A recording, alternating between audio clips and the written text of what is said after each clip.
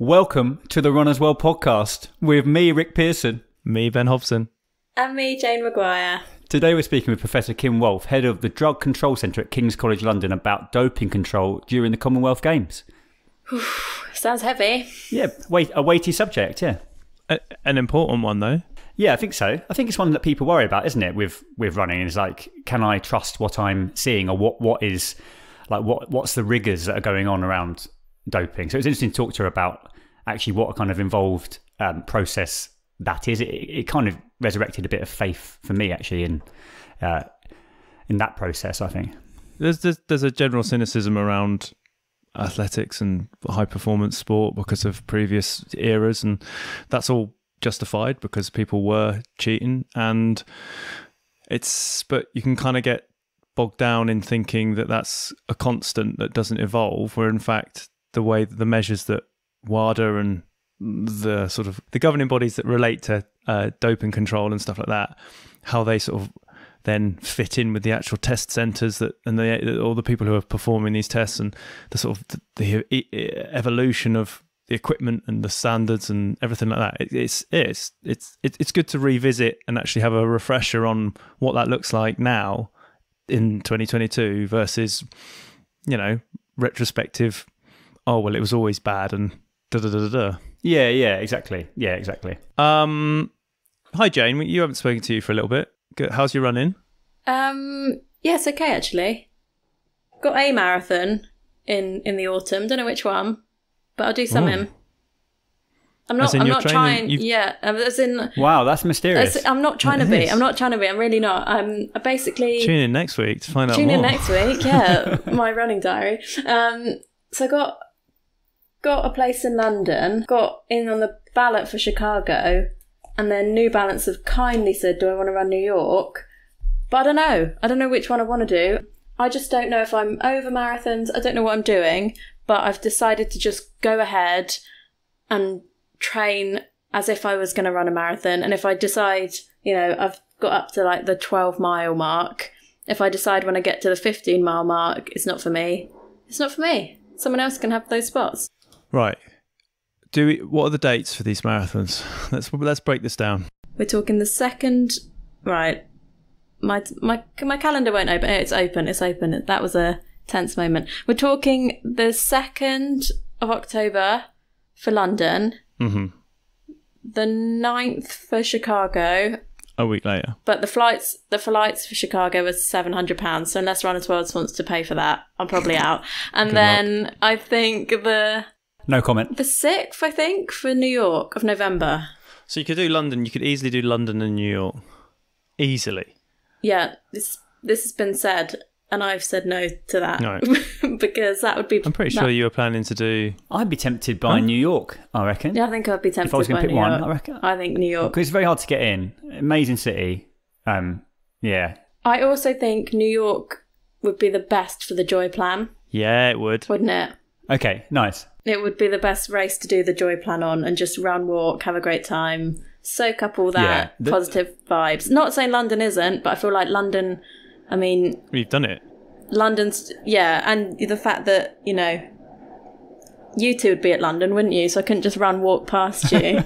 Shit, people are like... just you know jeering. what I mean? If we saw you going slow, I just jeer. Jane, I saw you run in London last year and shouted at you so excessively with absolutely zero response. So I'm not doing that again.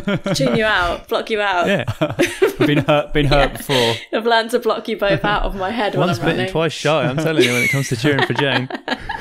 So I don't know. We'll see what happens there. But very exciting. An exciting time to be running. But how about you two? How's the running going? Ben's running loads. He's up to he's 100-mile weekend. Easily. I've seen Ben on Strava. No, you did 11 miles the other day. Yeah. Didn't you? I know. Look at you. Well, Ben's back. Let's not go that far. Ben's back hurts. If that's no, I have been doing more running, and some of it is creeping onto Strava again, which is fine. But I do keep a lid on that a little bit, just for my own sort of like. But you joyfully running? Or were you running? Yeah. Oh, today I went for a run through some fields, and it was joyful. It was lovely. The wheat was out. It hasn't been cut yet. Everything was looking great. It was.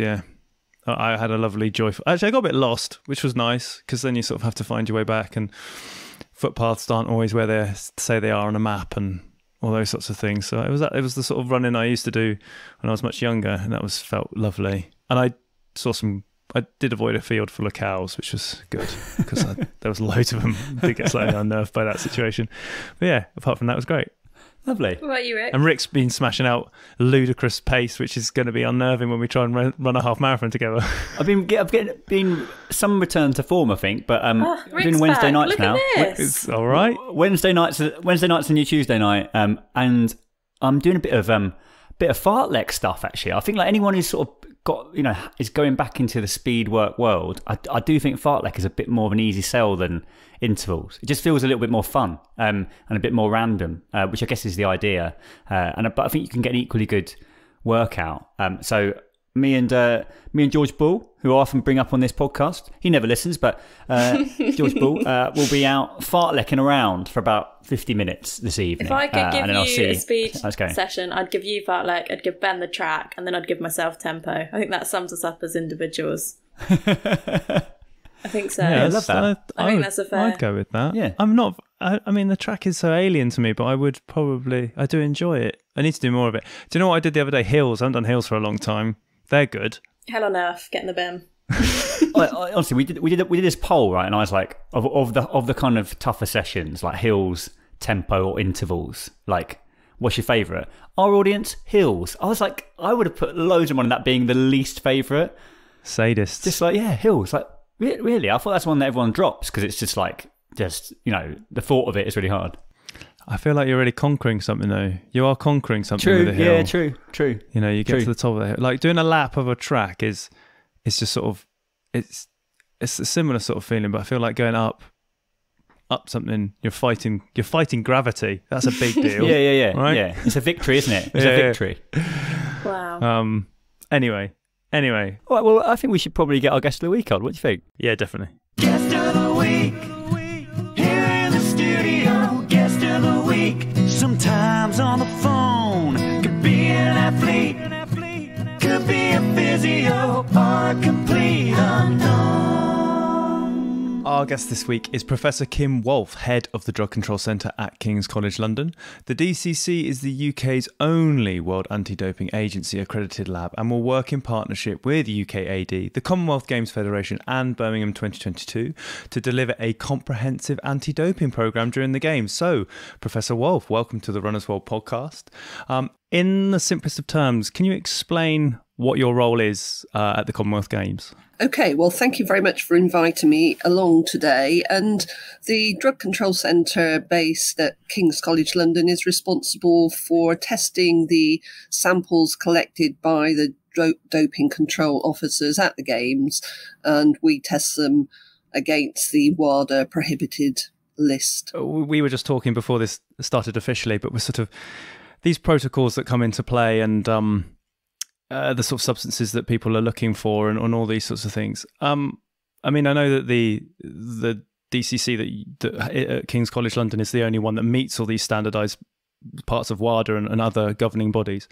How ever evolving is that? How continuous is the change in the list and what you guys are looking for? Well, it is ever evolving. So there is a monitoring list that's published that WADA publishes, so that there are substances monitored before they get onto the prohibited list. And then there is consultation on the prohibited list, and it's published on a yearly basis, so that it's always being updated to reflect the ever-changing nature of the use of banned substances, I guess. In terms of how rigorous the testing is at the Commonwealth Games, I mean, is every athlete tested, and how often? How does it? What's the kind of frequency like? Okay, well, the testing programme really is down to the Commonwealth Games Federation. And so as the testing lab, we don't have any say or any knowledge of what that plan might be. So we just get the samples to the laboratory from the Games, and we don't know the individuals that are being tested. We only have a barcode, so everything from our end is very independent of the collection of the sample end, so that we just test all the samples in an anonymised fashion. So we're we're protecting the athlete in that sense, really, and giving the process some integrity. That's really interesting. I guess when athletes turn around and say the test was incorrect, you have no control then. You don't know whose test you're testing. No, we don't have any idea of the individual who the sample belongs to, but obviously there's a chain of custody form. So at the collection site, the athlete will pick a bottle in which to provide their urine or their blood sample, and then they will sign to say that they're happy with the process, and that form follows, leaves them, and then travels with the courier or whoever is bringing the samples to the laboratory, and then we sign that to say that we've received the sample. So it's the paper trail that goes with the laboratory, with the sample, that provides the chain of custody to ensure that the sample that's taken is received safely at the laboratory. While the games are taking place, are you set to be testing sort of daily? Is it a constant thing? Yeah, so we're during the games, we're obviously open longer hours than we would normally be open, and we're open during weekends because events are going on over the weekend. So we provide a daily service for the Commonwealth Games and any sports federations that are at the games who want to have a sample analysed. So yeah, we're open for the receipt of samples every day. How sophisticated has testing become, Kim? Because I think a lot of people worry that the dopers are always one step ahead, and we've seen with films like Icarus the kind of extent to which people and whole countries will go to in terms of trying to outsmart people trying to catch them. What kind of confidence do you think we can have with how sophisticated testing has become? Well, I think testing is hugely sophisticated. We obviously have to cover the range of prohibited samples, and there are several different drug classes that we cover in that. And the instruments that we use, I tend to say, are a bit like Formula One cars, really. They're highly sophisticated. They are able to detect drugs at very, very low concentrations and the breakdown products of those drugs in urine. So these days we identify what's known as long-term metabolites, which means that we can look to over a longer period of time to see whether doping has taken place over a wider period of time. So it's become a very sophisticated process, and we're trying to identify people who are involved themselves in a very sophisticated process. So it is complicated, but I think the methodology is up to the job, certainly, in that we can identify very low concentrations of different substances, and it's been likened to identifying a single drop of water within an Olympic-sized swimming pool. So that gives you an idea of how sophisticated our instruments are. Can I ask, how does it work? So if an athlete's doing a race on a Saturday and they give you a sample on the Friday, all fine. You get another sample Saturday morning and it's not fine. Does that athlete race? How quick is it? Like, do their results just get kind of put in the bin afterwards? Like, if there is doping, do you mean how quick do you pull them off the track? Well, it depends, because there are different types of testing programs. So the standard WADA testing program enables the laboratory to deliver the results in 20 days. When we're running testing for an event like the Commonwealth Games, then testing is much, much quicker, and we have fast throughput. So you also have in-competition testing and out-of-competition testing. And usually the idea is to get the results to the sports federation before the athlete competes or takes part again. So that's the idea. So the idea is ideally that the athlete isn't allowed to compete when there is a positive test in the process somewhere. Typically within these high performance sports, there's always a sort of sense of cynicism around it, particularly, I mean, if myself being a cycling fan, there's a whole era of cycling which is sort of like treated with great suspicion. But, you know, off the back of that, there's things like a biological passport and things like those sorts of aspects. Is that still a relevant aspect of how this testing carries on? Is it building a bigger picture of how someone's behaving on a day-to-day basis rather than just like momentary samples from an event? Yes, I think the longitudinal testing for the athlete biological passport is very, very important. And it enables, as you say, or the Sports Federation to look at an athlete. And again, we don't know the identity of those athletes, but to look at an athlete over time. And obviously, if you have an idea of a baseline sample or a baseline record of the athlete's results, then if there is something that sits outside of that baseline, then you can identify that much more easily than if you were just taking a single one-off sample. So it is a very useful tool to monitor individuals. We know that certain drugs are kind of obviously giving an advantage, steroids probably being the most obvious one, but there is an emergence of other sort of recreational drugs that are coming into, I think, ultra running, but possibly also elite athletics, something like cannabis. And it's on the banned list, although the performance enhancing aspect isn't clear really, I would say. Do you see that the kind of wider banned list is something that could evolve, and actually some of the things that are currently banned may no longer be banned, or vice versa? Is it kind of, is there that flexibility there?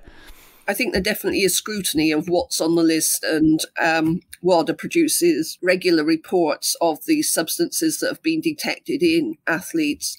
And as far as I'm aware, there is the ability to remove things from the list or add them to the list as they see fit. So I think it is an ongoing process. It's not fixed in stone, certainly. And as you say, there are drugs coming onto the market, or drugs being used in ever sophisticated ways that may be clinically useful for one thing, but used in an anti-doping sense for another. So it is a complicated picture, and I think that there is always scrutiny to see if we can improve the prohibited list in terms of making sure that we cover the whole spectrum of events.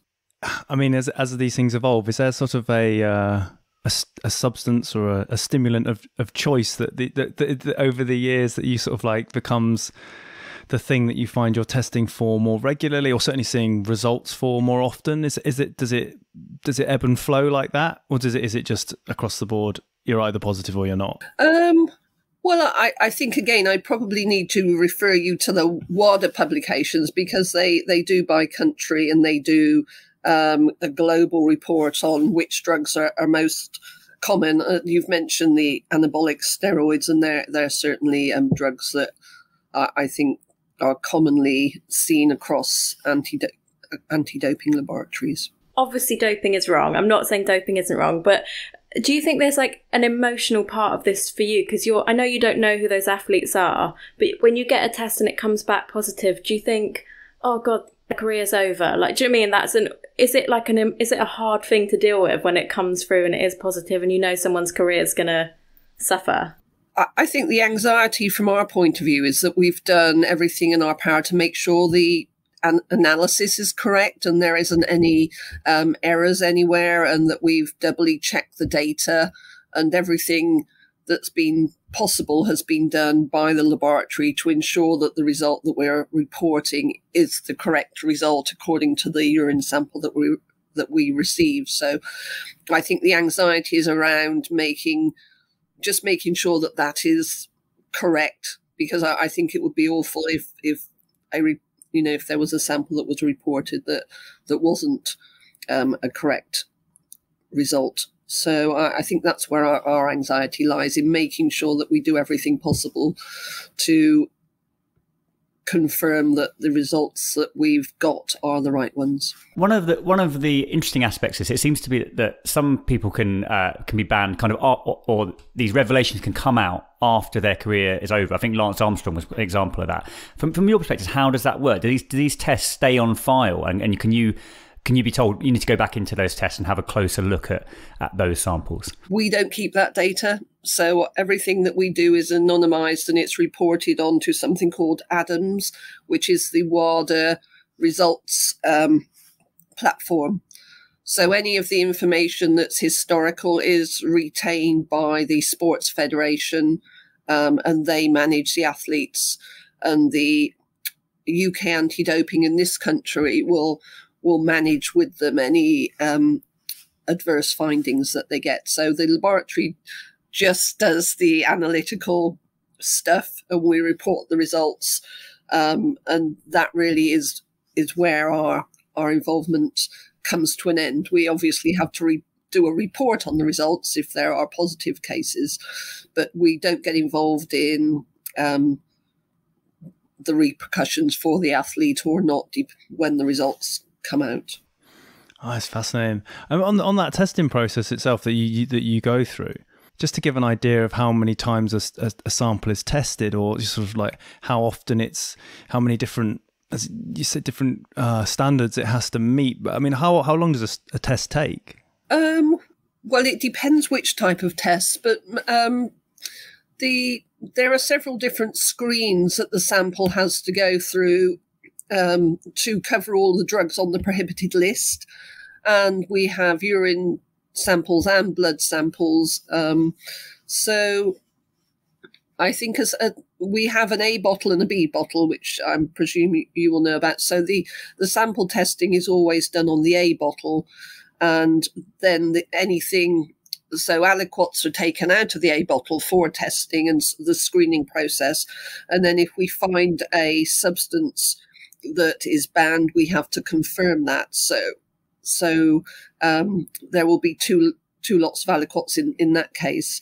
And anything that's spare from the A sample is stored frozen and the B alongside the B sample, so that if the confirmation is found to be a banned substance and we've confirmed that, then the athlete can then come, or a representative usually come to the laboratory to observe the B sample analysis, and then we will repeat the whole process again in the B sample to demonstrate that the confirmation was a valid finding. Wow, that must be tense. Come back. I mean, how do you build in? I mean, Rick previously mentioned Icarus, and I mean, if anyone hasn't seen the movie, it's sort of a revelationary thing about how Russian state was involved in a very sophisticated way of getting around doping control and all those sorts of things. I mean, how do you, I mean, you know, you said like a courier would deliver a sample to you. I mean, the checks beforehand, if there's any, everything's sealed, you know, if there's anything slightly untoward with a package, you know, then that sample has to be destroyed. I guess these are all the things not just the testing. Yes. Yeah, so it's a very controlled process. So the athlete will be notified that they have been selected for doping. They go to a special doping control station. If it's an event like the Commonwealth Games, they provide a sample that's witnessed, and the sample will then be the sample is provided in tamper-proof bottles. And then those are sealed, and then they have the paperwork with them, which is the chain of custody, and that is then couriered to a laboratory. And once it gets there, we check that everything that is on the form agrees with everything that's on the bottle. So there will be code numbers for the bottle that are on the paperwork and on the bottle. We confirm all of that. We then book it in, and there will be then, once we've got the sample, we then contact the testing agency and say, can you confirm the tests that are being taken, that are required on this sample? And they provide us with that information, and that's all booked in, and the sample is then registered. So there are several checks going along the way, and if there are any anomalies, as we call them, if the code is wrong, or if there's a digit missing, or if the sample has broken, or if the seal has broken on the sample, or if there's only an A bottle instead of an A, anything that's untoward, as you say, we immediately stop the analysis, or we don't start the analysis process, and we contact the testing agency and seek their advice. And it's only once we've got their advice that we proceed. So there are checks all the way through. It's very rigorous, isn't it? Yeah. Yeah, it really is. I was going to say, have there been any great leaps forward since your involvement in this whole thing? Has there been one bit of tech or one testing procedure that has been a sort of absolute sort of game changer in the way that you guys can work? Well, there are always technological advances, because we're always looking to make the analysis shorter or better or more comprehensive. I think, and again, WADA is very much looking, and the anti-doping field is looking at alternative ways of collect, or alternative types of samples. So urine is great, but obviously it's quite invasive in that the person has to be observed producing that sample. So where WADA is looking at and actually used what's known as dry blood spots. They were piloted at the Beijing Olympics, and that's just a finger prick sample, which theoretically means it's a much shorter sample collection time. It's a much smaller amount of biological sample. So there's always that type of innovation of how can we make this process easier on the athlete, easier in terms of sample processing, and analytically, what can we do to get the sample analysed and the results reported as quickly as we can. So there's always that kind of work ongoing. And at the moment, I think dried blood spots are the sample that's being piloted in terms of how that could fit into the anti-doping spectrum of biological fluids that we use at the moment. Is it more accurate? Is blood more accurate than urine, or is it no difference? Well, blood gives you a more of here and now type of information, because your blood is flowing around your body, so it tells you what's going on in the body here and now. A urine sample is a slightly longer window. It tells you what the body has used in the last few days or so, because it's an elimination sample. So there's a bit of difference in terms of those two samples. But I don't think dry blood spots would replace urine. It would just be perhaps as an adjunct if you wanted to collect more samples in a short period of time. Then you could use dry blood spots, for instance. When you have an athlete who's been allowed to perhaps use an inhaler for an asthma or those sorts of things, and are you informed beforehand? No, because it's anonymous, isn't it? So you wouldn't have an idea. So you might return a positive for a steroid in an inhaler, but actually it's already been signed off that that's okay. Yeah, so there's something called therapeutic use exemptions. So if we identify a substance like that, then we can ask if there is a therapeutic use exemption. So obviously there are some products, like you've just said, drugs within asthma inhalers, which are also banned. So if we detect a substance like that, then we will ask the testing authority if there is a therapeutic use exemption in place, and then they will guide us as to whether we should report that or not as a suspicious finding. The psychology of cheating, I mean, where do we even start? I guess that's not your, none of us can really understand.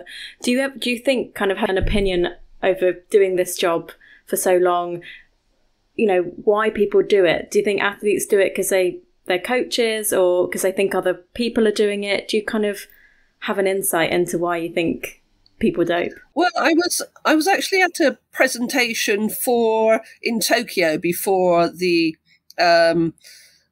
Tokyo Olympics, and there was a presentation from an athlete who'd been caught and banned for doping, and it was quite interesting to listen to him, really. And you find that it's not just they're not isolated. There's usually a team of people around them who are supporting that process of using banned substances, and they're not individuals on their own thinking I'm going to cheat. It's much more that it's a sophisticated event of which they're one part, probably the important part if they're the talented athlete, and being a very talented and very successful athlete comes with it fame, recognition, financial benefits, which just, again, isn't necessarily linked to them alone, but to their family.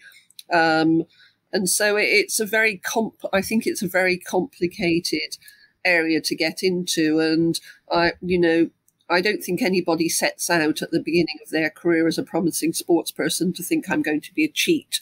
They want to be the best they can, and I think they're part of a process, but I don't think we should necessarily put all the blame, and certainly not assume that they're in it alone, because you quite often find, and as the case with the Russian case, which has been sort of widely publicised, it wasn't just the athletes involved. There was a systematic process for enabling doping to take place, and the athletes were one small part of that. And I think that's what I would say is a problem when trying to identify the psychology of cheating, because it's not just a single person that's involved in that process. Your professional background is within addiction. So do you think that comes into any of this? Do you think sort of none of these substances are technically addictive, correct? But is there a sort of a physical addiction and then a mental addiction with any of these sorts of things? I think it's a really complicated question. I think I'd be more comfortable answering that in terms of illicit substances, right, because you can see that you become used to using different substances, and you can think about that in terms of steroids. There are people who become habitual users of steroids and dependent on steroids.